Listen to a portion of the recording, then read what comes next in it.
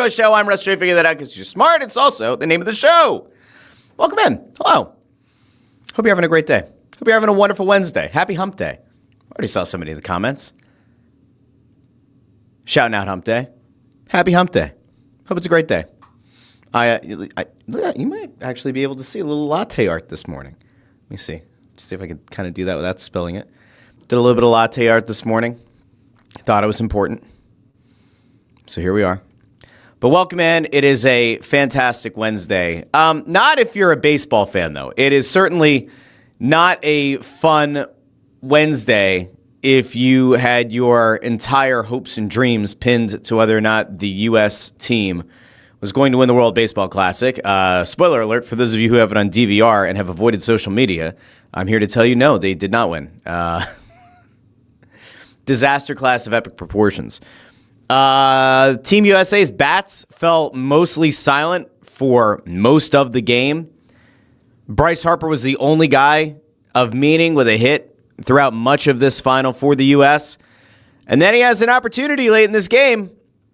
The same Bryce Harper who entered play in the championship, hitting a meager, and I mean meager, 167. Crushed a 2-run home run. And in doing so, also had a beautiful moment, if you want to call it that, where he had quite the bat flip, which we'll talk about in a second. But Harper tied the game for Team USA late in this one.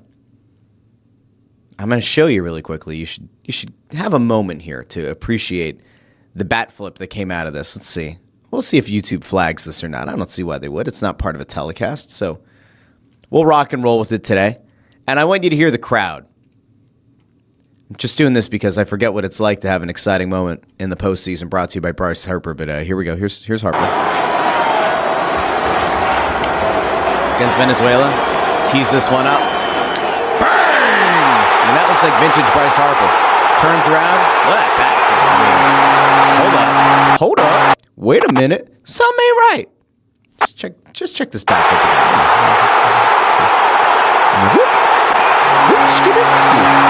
Almost like a teammate, it's fine. So Bryce Harper's thrilled, Team USA's thrilled. And then what happens? It all falls apart.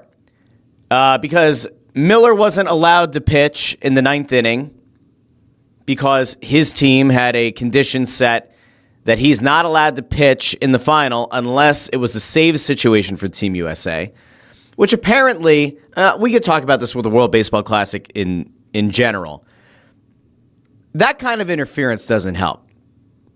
Miller hasn't given up a run since I think July of last year across Major League Baseball and World Baseball Classic play. To not have your most valuable bullpen arm in a situation where he can hold down a tie game, and then you do get Kyle Schwarber coming up in the bottom of the 9th inning with a chance to win the game with one swing of the bat. The fact that you didn't get to experience that because his Major League Baseball team stood in the way of it, to me, is nonsensical. So we got to talk about that here in a little bit. But here's the problem that I ran into, right? So I had a little back and forth. I don't usually talk about back and forths that happen not in the public eye, right? But I brought up in an old Slack channel among some people who contribute to Crossing Broad that it was great. It was a great moment for Bryce Harper. It was a great home run. It was a clutch hit. It was a meaningful moment to hit a 2-run bomb to tie this game in the final. My simple point was, I don't think that negates everything else that we saw leading into the WBC final. I don't think it does. I think it's a really great clutch hit. But I've had some concerns about Bryce Harper throughout this play. I've had concerns about where Bryce Harper's head has been at.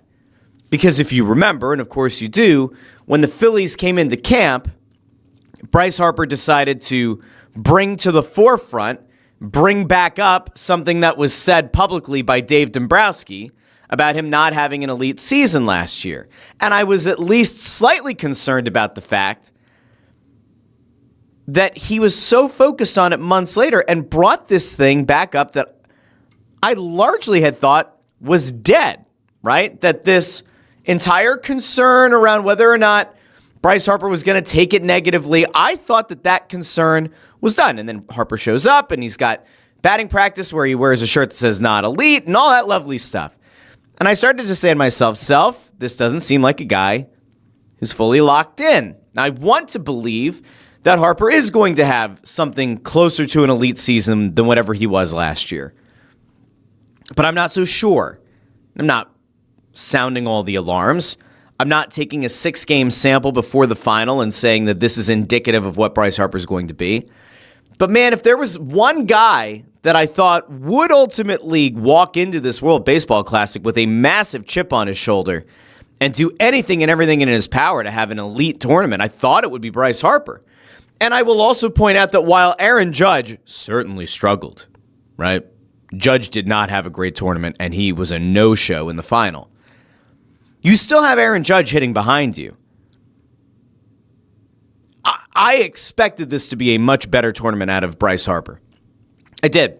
Again, huge clutch home run. Great stuff.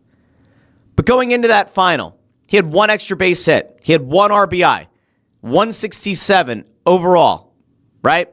8 strikeouts, 1 walk. If you looked at his numbers just among first basemen in this tournament, we're not even looking at the full sample size of all players in the tournament.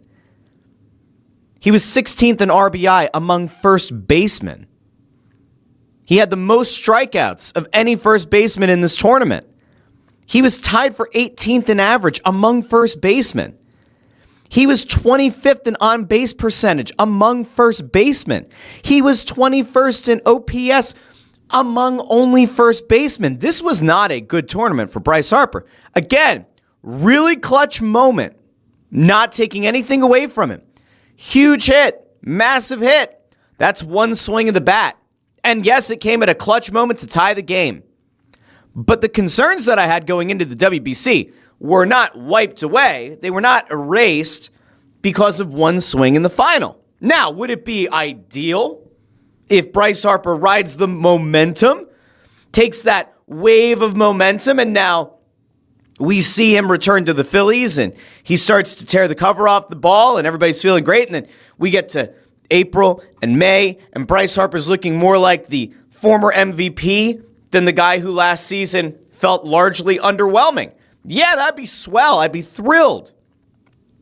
I'm not putting a lot of money on it. I'm truly not. Now, this U.S. team struggled mightily in this final. Absolutely struggled mightily. You could make the argument that through the first 7 innings or so, the only guy who really squared up on a ball at all was Bryce Harper. And again, huge home run to tie the game. Exceptional stuff. But now you have to look at it holistically, right? You look at guys like Harper, Schwarber, and Aaron Nola, and you think to yourself, what exactly can you take as a learning from this tournament, and how could that hopefully apply to the Phillies as they return back to camp? So let's go like one by one. Aaron Nola, 5 innings of scoreless baseball to get his team into a semifinal. Fantastic stuff. In the semifinal, remember, they kind of played around with this idea of, was Nola going to start the semifinal? Was Lorenzen going to start the semifinal? Who was going to get the start? The thought was maybe that Nola would be able to go longer into the game. He'd be able to save a bullpen arm or 2 and use them in the final against the U.S. Nola had a good performance. It wasn't like an incredible performance, but he had a really good performance. He is not to blame for Team Italy getting knocked out in the semifinal by Venezuela. Aaron Nola, if you want to look for a positive, had a really strong WBC, and I would like to imagine that somehow, some way, he's going to go into Phillies camp. He's going to go into this regular season. He's going to ride that wave of momentum. And sure, we don't expect him to be an ace. Sure, we don't expect him to be a number 2, maybe even a number 3. If Aaron Nola can somehow take this momentum and be a really strong number 4, awesome. Great stuff. Let this be the thing that is the springboard to a really good season out of Aaron Nola, right? Kyle Schwarber. Now, Schwarber strikes out in the 9th inning last night. Do we all look at Kyle Schwarber as a failure now? No, because again, 1 swing of the bat doesn't necessarily mean that it negates everything else. Going into the final last night, he was hitting .364. That was the third best average of any DH in this tournament. He was fourth in RBI among DHs. He was first in runs scored among all DHs. He had the most hits in the entire World Baseball Classic out of any position. He had the most hits of any batter in this tournament going into the final. Now again, sample size. Do we look at long sustained success throughout the tournament by Kyle Schwarber hitting 364? And then look at him striking out with a potential game-winning home run on the right there on the barrel of his bat. Do we look at that and say, well, Kyle Schwarber is going to suck now? No. The same way that I look at Bryce Harper's tournament being very bad, had a very big clutch hit. Do I think that's going to portend incredible elite things? No. One at bat. Timing matters. Overall success matters. Do I think Kyle Schwarber is going to come into camp with the Phillies, hit really well, and maybe not follow up last year's near MVP season with another one, but I do think that this is indicative of Kyle Schwarber probably being able to settle in very nicely with the Phillies and have a really strong start to the year. That's very good. So I think Nola is in a better spot than he was before this tournament. I think Schwarber is in as good or maybe even a better position going into the Phillies season than he was before this tournament. Harper's the one that, I don't have a way to wrap my head around how to truly feel, right? And the reason that I brought up the Slack channel earlier is this. There's somebody who contributes to Crossing Broad right now. I've never met this person in real life. And so I will withhold and reserve judgment until I meet this person and get a better feel for where their psyche is at. But I noted last night, great hit by Harper. Great home run. Awesome moment. Doesn't negate him being dog shit the rest of the tournament. This guy goes, horrible take. Horrible take. It's not a horrible take. It's not. If Bryce Harper hits the home run that wins you the World Baseball Classic final, you look at it and say, that's an incredibly clutch hit.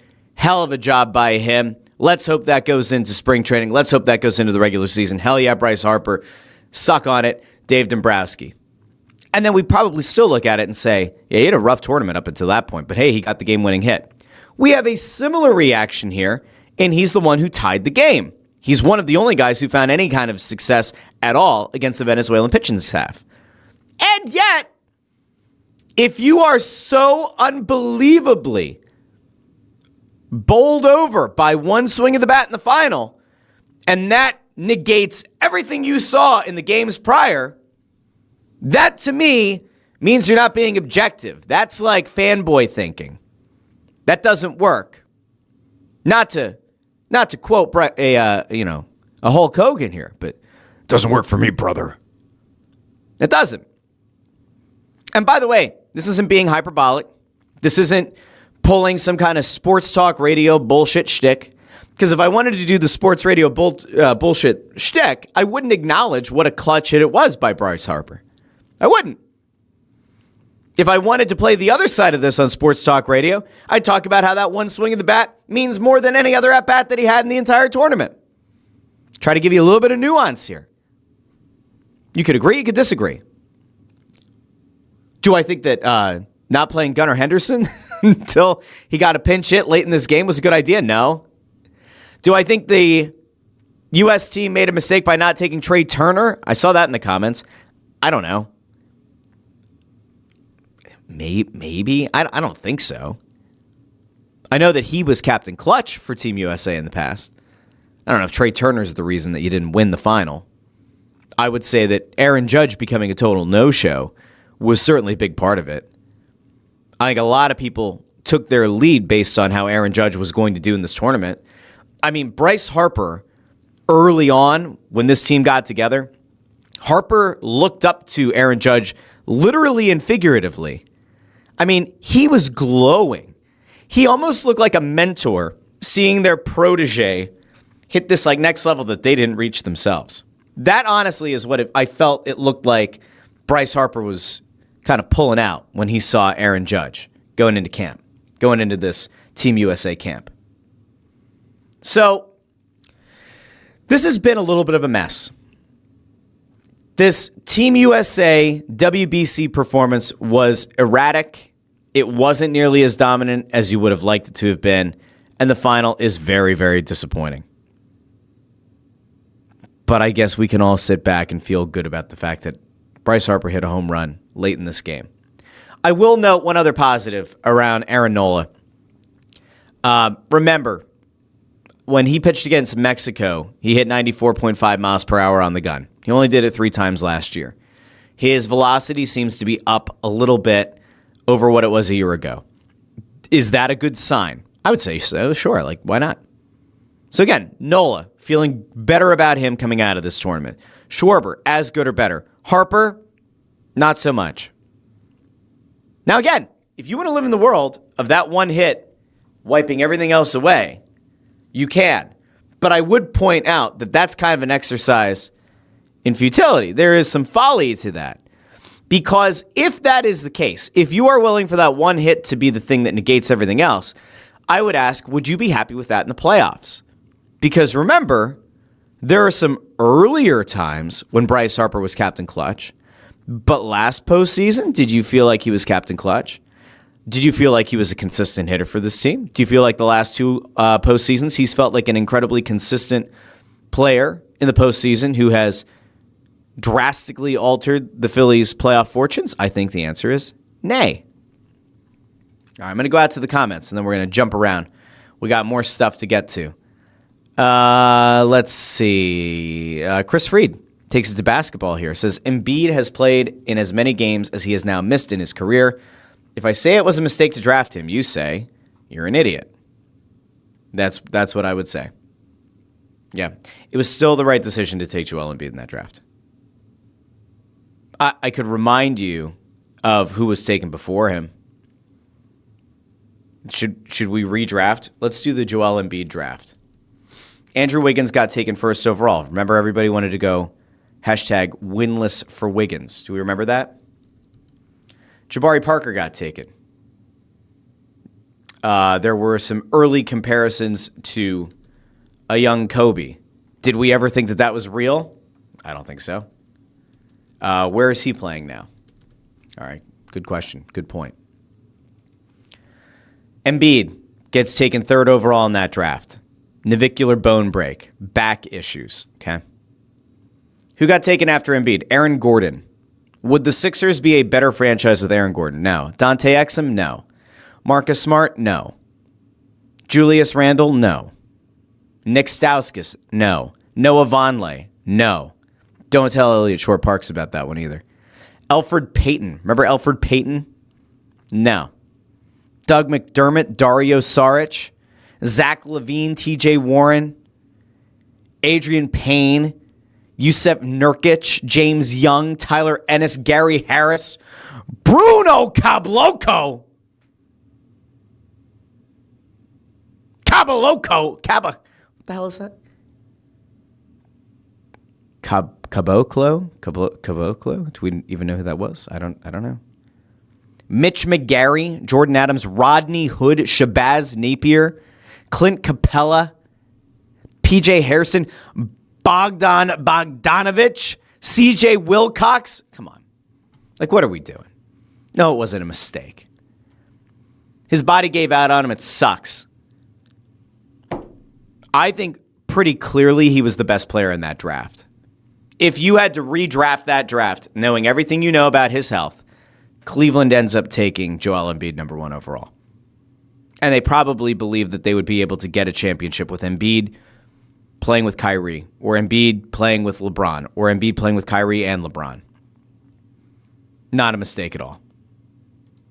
All right. Back out to the comments we go. Nick Ave says, Howie's doing a good job. Russ, let's talk about Flyers culture and how good Trey Turner is. Stop.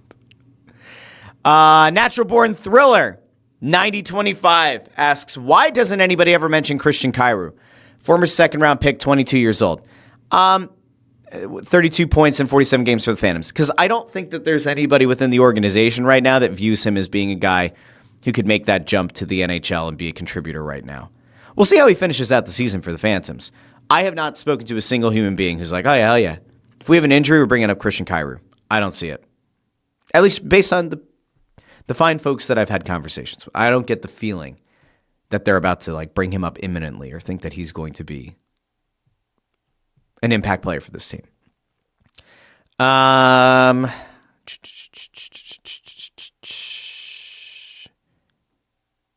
right, we got this. MJ Bruno 88 says, I keep seeing reports the Flyers want to get Jesper Wallstedt this offseason. I think there are reasons that they're being linked to him. I don't think that they're actively going to go out of their way and trade major assets for him. It'd be intriguing. An intriguing addition. I don't know how much you need him. I don't know how much he like drastically changes your upside, how much he changes your ceiling if you're the Flyers. Let me pull his stats really quick because I have not taken a goosey gander in a little bit. He hasn't won any of his last 5 starts. He's 14-7-6 on the season, 29th in goals against at 2.78. He's got a .912 save percentage, which is tied for 7th in the league. He's 23 years old. Would he become your starter and Vladar becomes your backup? I guess. I don't see them trading a lot of their assets, though, to go get another goalie. I think that they're happy to roll with Vladar for another year or maybe even extend Vladar beyond the 26-27 season. I think they still look at Carson Bjarnason. They still look at Zavragan. And those guys aren't a next year thing, but I think they very clearly are looking at them in the pipeline. DD Skinner's here. Says, good hump day morning, all. Hello, DD. Let's see. T from the TO3 says, the Russ Joy Show on a 7 a.m. drive time in L.A. Do I assume that means that T from the TO3 is out in L.A. right now? If so, have fun out there. Ford is here. Says, I thought the U.S. team would lose the WBC. I really did. Not surprised. Underwhelming team. Chris Freed says, watching Team USA has me ready for Red October. Red, white, and blue October. It was pretty brutal. T from the TO3. I think this is mostly tongue-in-cheek. Is the Bryce Harper homer the most meaningless home run of all time? 610-632. Let's see. Jacob Kerrigan says, my boy Gunnar let us down with that at-bat last night. Well, if he'd played the entire game, maybe he doesn't let you down at that point. Hard to know. DD Skinner says, Harper's a good human, showing respect to the opponent. Classy. Yeah, there was a report that came out that Harper went over to the Team Venezuela celebration and shook everyone's hand when he got the silver medal. Schwarber, by comparison, 10 seconds after receiving the medal, ripped that sumbitch off himself. ASAP Rocky. There was no interest on his part to rock and roll with that silver medal for much longer.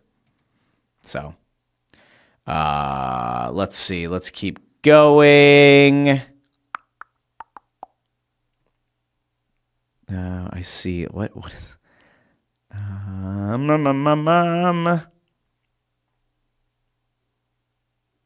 Here we go.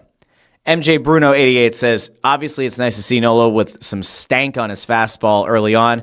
I think the rotation is still top tier even without Ranger. I think it all kind of comes down to what Painter looks like. I think if Painter in some way, shape, or form is able to be a good enough replacement for Ranger, you're fine.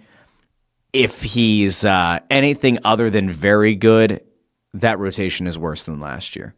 I still, even if the regular season production's there, we don't know what Andrew Painter is going to be in the postseason. If Nola somehow has like rediscovered his form, then awesome, right? That changes everything, and it does make Ranger at least slightly expendable. Here's the real problem, though, and I've said this a bunch of times. Zach Wheeler has long said this is his last season. When the contract is up, he's done. Now, he did have the end of last season robbed of him by the thoracic outlet syndrome, by the blood clot. The real question is, will Wheeler extend another season or not? If he does, then Ranger was quasi-expendable. If Wheeler's done after this year, creates another hole. Let's see. MJ Bruno says, Bryce having Bohm batting behind him has caused Bryce to try and do too much at bat, or each at bat. You can tell he's gripping and swinging too hard.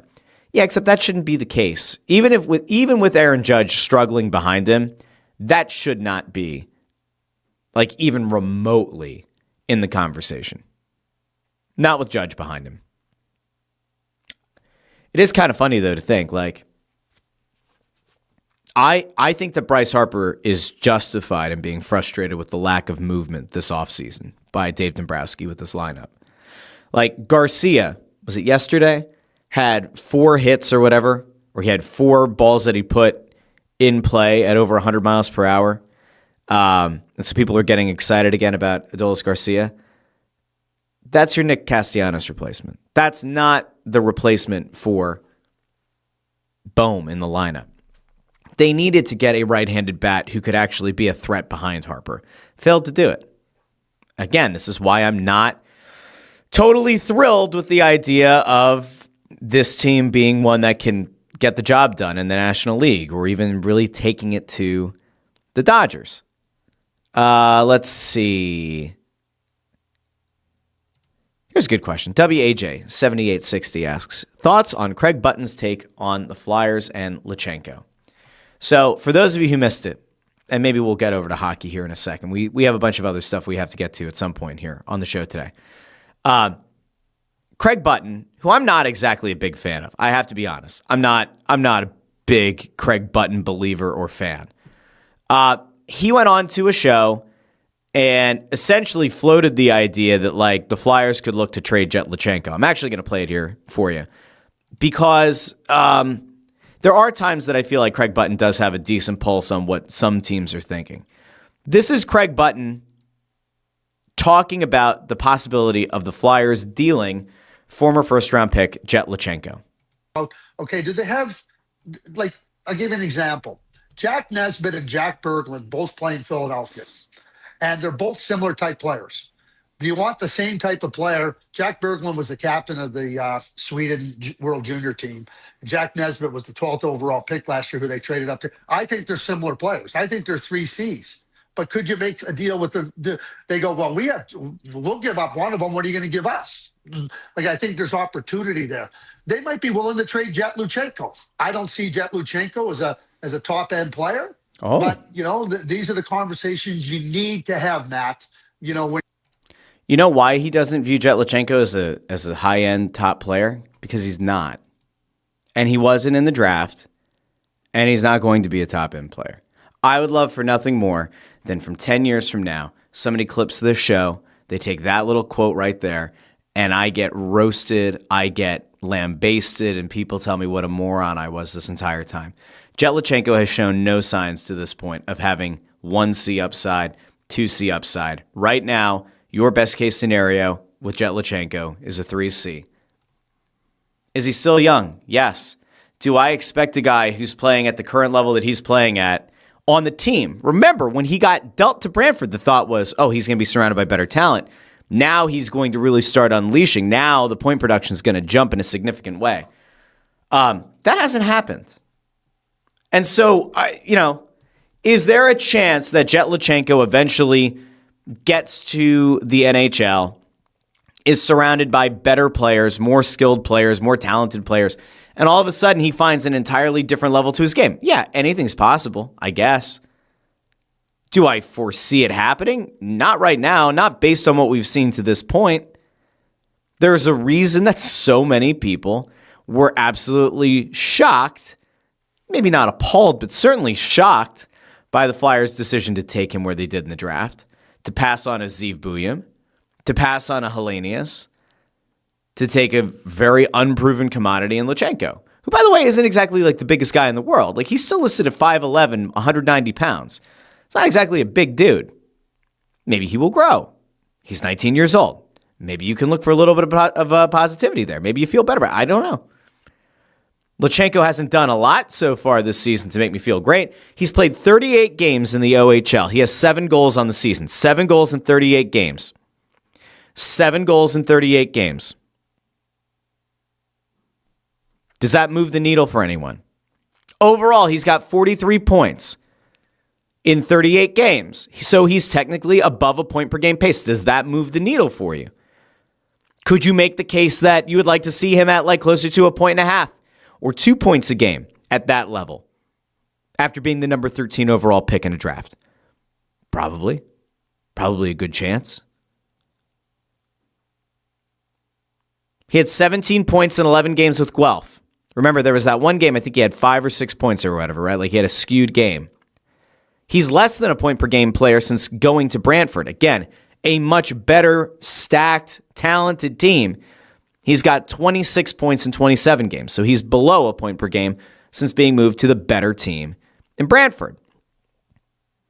So when Craig Button goes on a show and says the Flyers might look to trade him, I'm not going to push back and say, well, there's no scenario in which they would ever consider trading Jett Luchanko. My question is what value does he have right now? Luchanko's not the centerpiece of a deal. I wouldn't say he's the second piece of a deal. I'd say he might not even be the third piece of a deal. At that point, if he's the fourth or fifth piece of a really important trade, is it worth trading him? Or do you just kind of hang on to him and hope that he does develop into something meaningful? I don't know. Let's see. Connor Buss says men's league game at 9:30, saving me from the embarrassment the Union will be subjected to in Mexico. Oh, yeah. I mean, Philadelphia Union have looked like dog doo-doo. And I didn't have this on the rundown, but we will touch on it really quickly. So if you remember a while back, there was an investigation into Ernst Tanner, the sporting director for the Philadelphia Union, a guy who has built a team that has now won the Supporter Shield twice in his tenure, once during COVID and then last year. Ernst Tanner got investigated by the Union at one point for inappropriate comments. Some said sexist, some said racist, some said homophobic. There was no punishment issued. Everything was done. And then it got reopened. The investigation got reopened after there was a national outlet that apparently talked to more people. There were some people who didn't go on the record but offered some comments under the condition of anonymity. So it was reopened. It was an investigation reopened by Major League Soccer. Well, Major League Soccer came back and they said, we're going to suspend him without pay through June 1st. So if you were hoping, if you saw the allegations against Ernst Tanner in terms of what was allegedly said, this probably doesn't do it for you. But MLS suspended Ernst Tanner for the next couple of months. He'll be back June 2nd, suspended without pay. I don't know if the pay that he's being suspended is since the investigation opened, or is it retroactive, or is it, did it start on March 16th when the verdict was rendered? Is he without pay half of March, all of April, all of May, and then the first day of June? I have no idea. Here's what I will say. When you start to mull this over, right? If Ernst Tanner had really said, and I'm not saying that he didn't say any of it, right? Is it possible that Ernst Tanner used a homophobic slur? Sure. Is it possible he said something racist? Sure. Is it possible he said something misogynistic? Sure. If the accusations and the reality were as egregious as they were made to sound in the nationally reported story a few months ago, I don't think Ernst Tanner would have a job. I don't think this would be like a reinstatement potential. I think this would be Ernst Tanner's out of the league and disgraced, and maybe there's pressure on Jay Sugarman to sell the team due to, lack of institutional control. And instead, Tanner suspended for a few months. Now, the Union have had a dog shit start to the season. There have been questions about whether or not Tanner was still able to kind of in the background make some moves. Was he having a phone conversation with somebody who was controlling things for the Union? A few of the moves that the team did end up making are ones that it seemed like Tanner had been in on before he was suspended. But the Union's had a very, very rough start to the year. I mean, dreadful. And if you're looking to follow up a Supporter Shield season, this ain't the way to do it. As of right now, they are dead last in the Eastern Conference. They have lost all 4 of their games to start the season. That's not good. Not good at all. They have scored a total of 2 goals. They have allowed 7. They allowed Ty Baribo to leave. Ty Baribo, who was a very legit striker for their team. He's now playing in D.C. Remember, the first game of the season, Ty Baribo scored the goal that put DCU up and won them the game. So it's not been a great stretch. Not a great stretch at all. Winless. And because they won the Supporter Shield, that also means that the Philadelphia Union are a representative of Major League Soccer in the CONCACAF Champions League. And I could tell you that you could take a goosey gander and wonder how that's going to go for them. But they're playing against Club America. And Club America beat them back on the 10th, 1-0 in Philadelphia. You could take a guess of how this is probably going to go tonight. You're playing in Mexico. You're on the road. Club America has no real reason to advance play. They could effectively sit back and bunker down if they really wanted to. Because at worst, you're going to go to extra time if it's a 1-1 game. The Union have shown absolutely no ability to create or to put the ball in the back of the net. This probably will end up being a 2-0 kind of win for Club America. Could get a lot worse as well.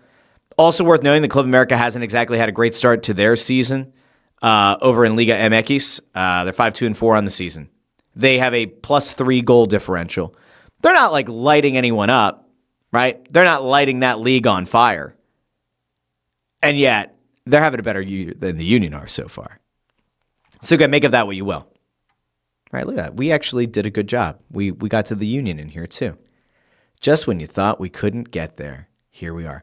One other thing really quick while we're on it, because we're going to get to some other stuff here. We have to talk about Flyers and Ducks tonight.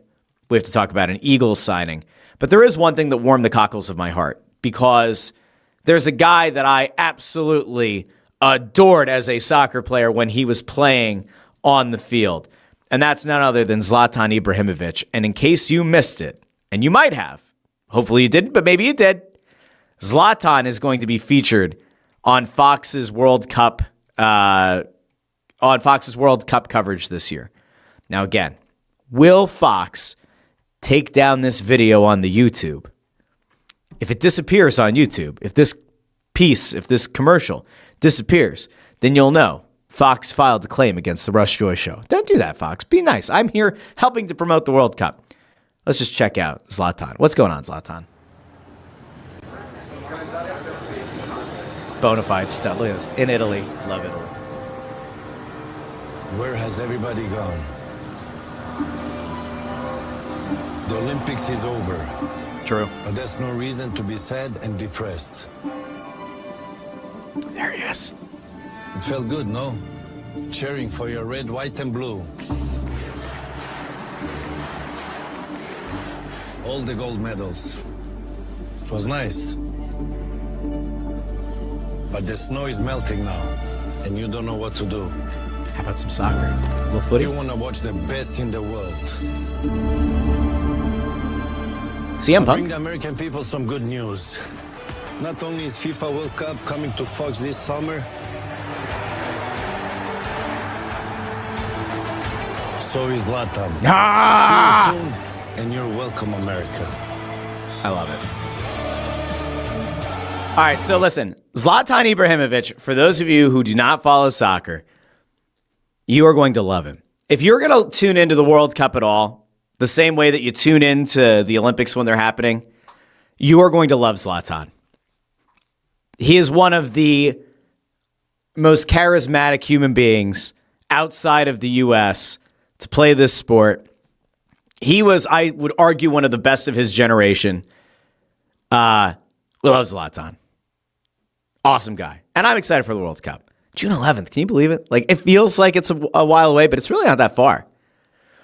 Will I get to a World Cup game? These are the questions that I have. I may have a few different ways that I could try to get to the World Cup. We'll see if it happens or not. If it does, it's going to be a lot of fun. Nick Abe asks, better than Neymar? So I would say he's better than Neymar. Neymar has had all of these health issues, right? I think Zlatan's longevity probably has him up there. We could, all right, we're not going to do it right now, but we could at some point, maybe closer to the World Cup. If you were going to make an argument about who you would rather have for a single game, Neymar was more capable of creating chaos than Zlatan. But if you wanted a guy who could absolutely bury a shot when given the opportunity, it was Zlatan. He's also a gigantic human being. I saw the question up here. Who's taller between you two? Oh, it's definitely Zlatan. How tall is Zlatan? Is he 6'3"? Is he 6'3"? That's my guess. Let's see. I'm going to go over to the Google machine. Hold on. How tall is Zlatan? Where the hell is, do you usually put this kind of stuff up there? Zlatan height. I'm guessing 6'3". 6'5". Zlatan is 6'5". If you switch those numbers, you get me and Zlatan. See? Pretty much the same thing. Just get me a nice little step ladder and we're good. All right. So we did a little bit of soccer in here too. How about that? There you go. J-Miz jumps in, says 2 different types of players. They are. Jacob Knight with an incorrect comment here says Messi's the GOAT. Of course, that is Cristiano Ronaldo, but we'll accept that Messi's a very good player. Nick Abe asks, is Messi and Ronaldo still good? Messi's still playing for Inter Miami. Ronaldo, unfortunately, is he's just over in the Saudi league. I wish Ronaldo would come stateside. I would like to get to see Ronaldo play in person. I think that'd be a lot of fun. Okay. We have this part. That's done. Let's get to an Eagles signing, and then we'll wrap up with Flyers. And I saw this comment, by the way. Ford says, March Madness should be discussed on the show. No. Not yet. I went over on Fox 29, though, which I think is going to hit the YouTube channel here at some point in the not-too-distant future, if Amadeo is to be trusted. The appearance on the Fantastic Sports Show. It is. It's already up. Amadeo, what a stud. Amadeo already put it up. So it's on the YouTube channel. You can go check that out. We talked about how to build a bracket over on the Fantastic Sports Show on Monday night. So take a look at that. Okay. Now, Eagles made an interesting move, which then sparked even more chaos and fury again and fueled even more speculation about a guy that we just have not heard enough about this offseason. So we're going to go over to Jordan Schultz first. I think Schultz was the first one to put this out. He might not have been, and if he wasn't, try not to hold it against me here. But Jordan Schultz put this one out, so we'll go to him. The Eagles signed former Chiefs wide receiver Marquise Hollywood Brown. And when we only call him Hollywood, folks, his name is Marquise, and that's a great name, but we love Hollywood, don't we, folks? We love Hollywood. What a place. I don't love Hollywood. Hollywood's full of a lot of people, a lot of trouble, a lot of skeletons in the closet, if you'd believe it, and maybe you don't, but Hollywood Brown. So the Eagles have gone Hollywood. 1-year deal worth up to $6.5 million. I think there are some incentives in there that can get it up to $6.5 million. He had 49 catches for 587 yards and 5 touchdowns last season. Now, if you remember, when the Eagles ultimately did not bring back Jahan Dotson, there was this thought out there that do they believe that they have a guy in-house who can take over that slot receiver job? Do they see someone as being available that they could go after? In an ideal world, if we are playing the fully ideal version of events, right? Hollywood Brown as a slot receiver on this team. Devontae Smith, A.J. Brown on the outside, Hollywood Brown in the slot, the newly re-signed Dallas Goedert at tight end, an offensive line that has been going to Medellin to go get stem cell therapy and get their blood oxygenated.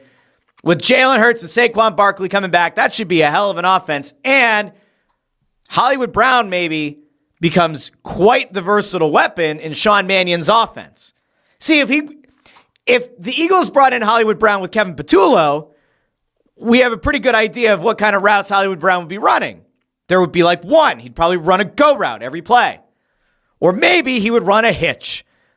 Hollywood Brown can, pop the top off a defense. Kevin Patullo says, run a 5-yard hitch. All right, cool. Yeah. Until you get the last play of the game with the season on the line. Then you run 4 verticals. Yeah. I would love to know what the plan is for Hollywood Brown. I have to imagine that Sean Mannion is going to work up some pretty special stuff. I also do want to note, we've seen some end around stuff with Devontae Smith before. You put Hollywood Brown and Devontae Smith, and even if A.J. Brown, even if something happens, they move A.J. Brown, I still like this as the two guys on the outside, right? I think ideally Hollywood Brown is your slot. If they do move off of A.J. Brown, I really do like the way that these guys are going to be able to stretch a defense. I do. But something tells me that Sean Mannion's going to look at Hollywood Brown as being more than just a slot receiver. And we're going to see some pretty creative stuff drawn up for him. I love it. I do. All right. Let's see. Oh, here you go. Chris Freed, by the way, oops, what happened there? Chris Freed put together a bracket challenge for the show. I did not do this. So Chris Freed's running it. Hey, me. Says, the ESPN bracket challenge for anyone interested. Group name, is Russ Joy legit fan club? The password is nope.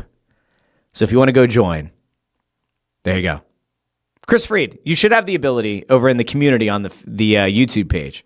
Go to YouTube, go to the community page on the channel and drop those details. We'll see if anybody signs up. I'll sign up. I'll sign up, Chris. I will. You took the time to set it up. I'll build a bracket. It's not going to be a good bracket. I suck at this stuff, like horrifically bad. Okay, so we got our little Eagles news and notes in.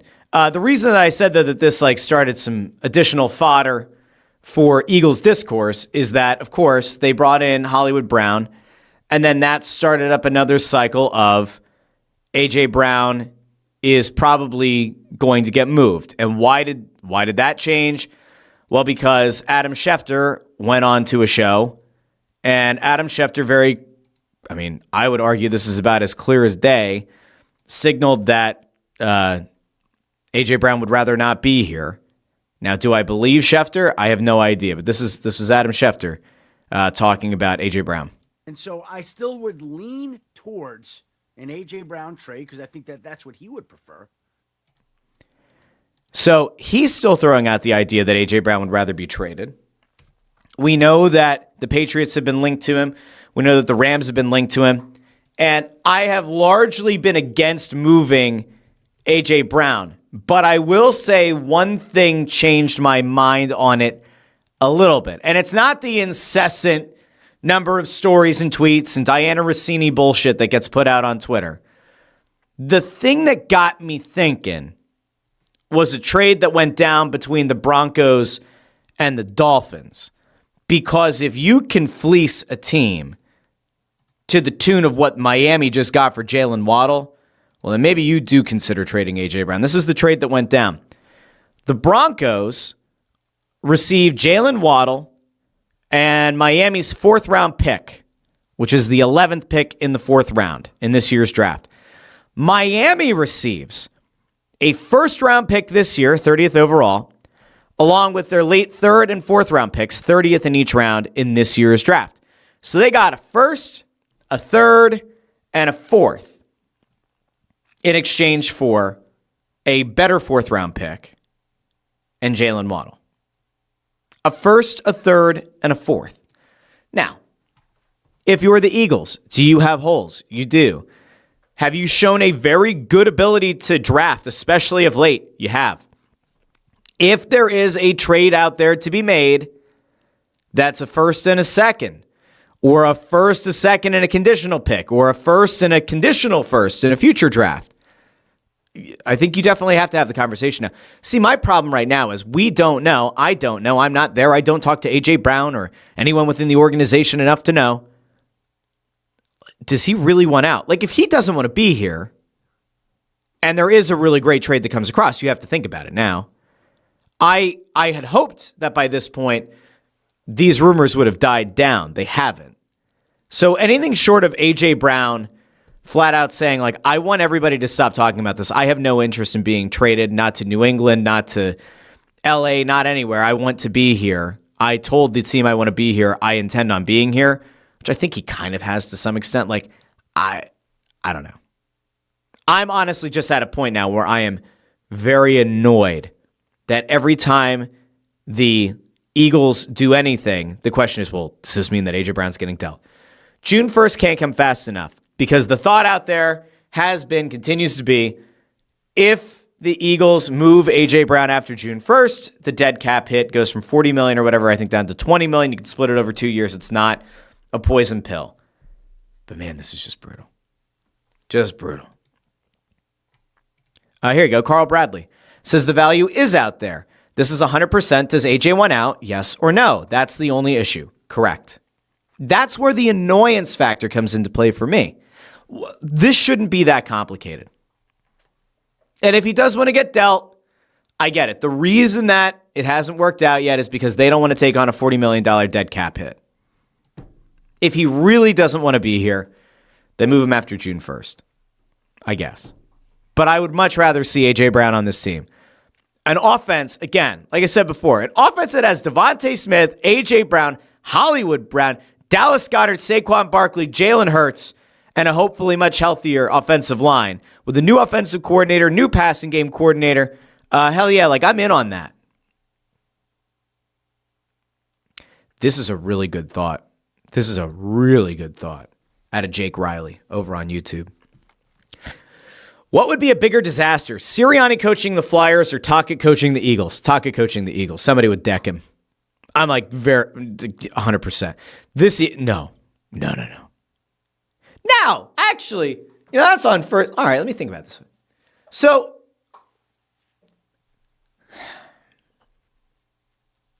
the question really comes down to this. We already have this discourse out there about Nick Sirianni. What exactly is it that you say you do around here? He lets the defensive coordinator handle the defense. He lets the special teams coordinator handle the special teams.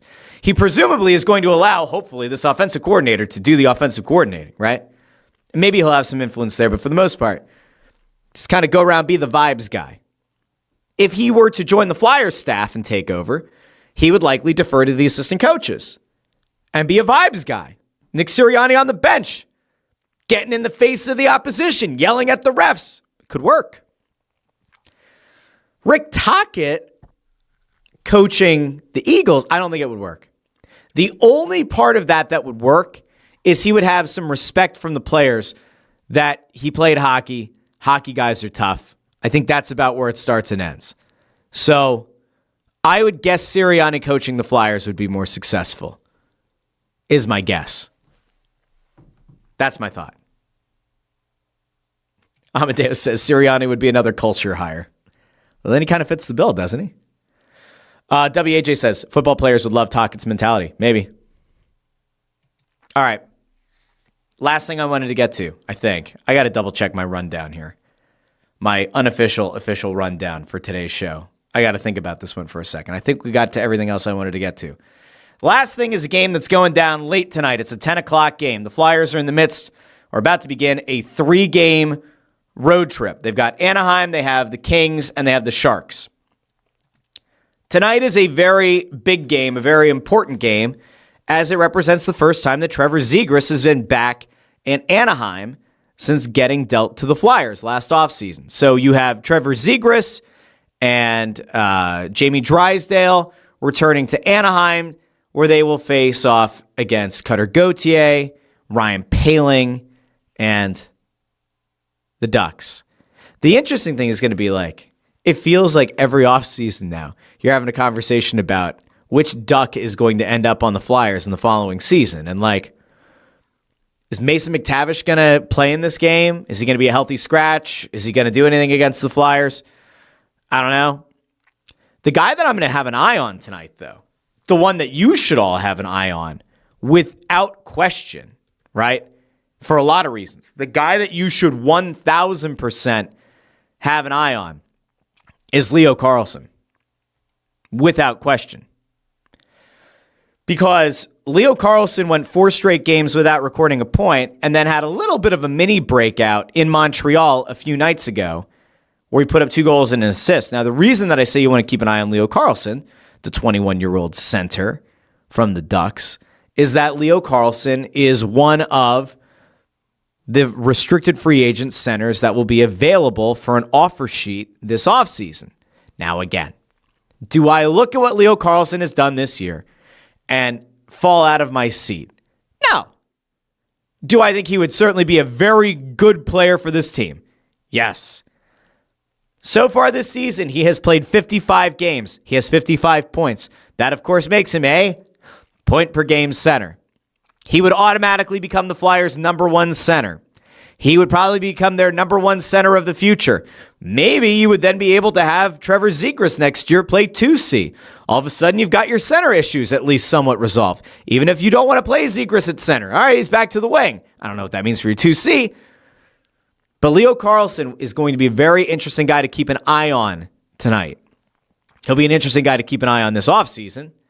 Don't forget, the Ducks not only have to try to re-sign Leo Carlsson, they also have to re-sign Cutter Gauthier, who is a restricted free agent at the end of the year. I didn't see that one coming, did you? Now, the Flyers obviously are not going to bring back Cutter Gauthier. That would be the weird... I'll tell you what. Of all the things to shock me in my entire time as a sports fan, if the Flyers somehow signed Cutter Gauthier to an offer sheet and he accepted and the Ducks didn't match, I don't know if anything else would prove that this is a simulation more than that one playing out. But Leo Carlsson would be a guy to keep an eye on. I will certainly be keeping an eye on his play tonight. What to expect out of Trevor Zegras? I don't know. I think that there are always going to be some kind of nerves, right? When you go back to the arena that you played your entire career in up until this year, I think there are going to be some nerves. They've been out there for a while now. Remember, they haven't played since Saturday. I believe McTavish said that he and Zegras and Drysdale all went out to dinner, and they were supposed to go out for dinner again last night. So it seems like they've been out there. I have to imagine that Zegras is excited for this game, is going to get up for this game. Drysdale obviously is going to get up for this game. We'll see how it goes. We know what the atmosphere has been like in Philadelphia when the Ducks have come here. I don't expect a similar atmosphere for Flyers Ducks tonight in Anaheim. There's no vitriol from Ducks fans to Trevor Zegras. There's no vitriol to Jamie Drysdale. Unless the Ducks fans are going to go after the Flyers because of the way Flyers fans went after Cutter Gauthier, I otherwise do not see a scenario where the atmosphere is even remotely comparable. Let's see. Amadeo says, Flyers after dark, I choose sleep instead. Jameis says, tough road trip. Need at least 3 points. They need at least 4. If they're actually trying to make the playoffs, they need at least 4 points. I just don't see a path. K-Dub says, Flyers right there, only 8 points out. MJ Bruno calls him Leo Offersheet Carlson. Cryptic Cowboy. Yeah, but this was a good catch. This happened last night. Nick Delorier finally dropped the gloves with Carolina. Dropped them with Mathieu Olivier. Let's see. Anything else? Amadeo doesn't think that Briere has the stones to offer sheet anyone. I got to tell you, there's no other hope or path to a 1C other than an offer sheet this offseason. So, I don't know. MJ Bruno says, F it, offer sheet Bedard, Carlson, and Fantilli. I would love for the Flyers to offer sheet Bedard just for funsies, just to poison pill the Blackhawks. Just because of the conference and because of the division, I would offer sheet Fantilli. I'd be willing to give up 4 firsts. Totally fine. You haven't figured out another way to get a 1C. Fantilli's still young enough for it to make sense. You obviously would hope that you're going to be a playoff team, and those late first-round picks aren't something that you've really excelled at finding studs in anyway. And if Columbus matches it, well, then you've poison-pilled them with like a fifth of their cap or whatever, tied up in one player. Like, that to me is strategically where it makes the most sense. I'm actually very intrigued in Leo Carlsson as a player, though. So I'd offer sheet any of them. Havokin, it says, Russ, what's the saying? Money talks and bullshit walks? I think that's right. Nick Abe thinks that teams are going to offer sheet Zegras. Well, that would certainly make for an interesting scenario. Let's see. MJ Bruno says, Columbus has a lot of money, I think. Don't they? Maybe Ken Johnson instead. Yeah, they can have a lot of money, but again, it's more about just kind of poison pilling them where they have to spend 25% of their cap on one player. You want to run your competition into a tough spot cap-wise. Let's see. Carl Bradley says, offer sheets risk a GM being shunned. If Briere doesn't get a 1C this July, he'll never be a GM anyway. No risk. It's part of the CBA. I don't disagree. I think a lot of GMs are afraid of making this move. I think a lot of GMs are afraid of being ostracized by the old boys club. And yet, if it is a way for you to make your team better and to fill a significant hole, you have to consider it. Let's see. Nicholas is here. Says, greetings from Allentown. If they offer sheet Fantilli and piss off the Columbus GM, how will they ever get Fedotov back? That is the question of the day. And because I don't have a better potential joke than that, I think we're probably going to end the show. Nicholas, good on you. Good job today. Very well done to end the show. All right, now don't forget, tonight at Chickies and Pete's in Northeast Philly, it's like Roosevelt Boulevard, we got Snow the Goalie Radio, 6 o'clock start. Come on out and talk some puck with us. 6 o'clock, Chickies and Pete's, Northeast Philly. And then we're back at the arena next week for Press Row Show. So come out and talk some puck. If you missed any part of this show, don't forget it's on YouTube, it's on X, it's on Facebook. It's wherever you get your podcasts. Apple Podcasts, Spotify, Pandora, Amazon Music, wherever you get your podcasts. So, until Friday, this has been the Russ Joy Show, and I've been Russ Joy, but you knew that already because you're smart. It's also the name of the show. Thanks for tuning in. Don't forget to like the video, share the video, subscribe, ring the bell to get notified whenever we go live. And if you see the clips over on TikTok, Instagram, Facebook, YouTube, give those a like, give those accounts a follow. All right. Everybody have a great rest of your day. I'll talk to all of you Friday here on The Russ Joy Show. Bye now.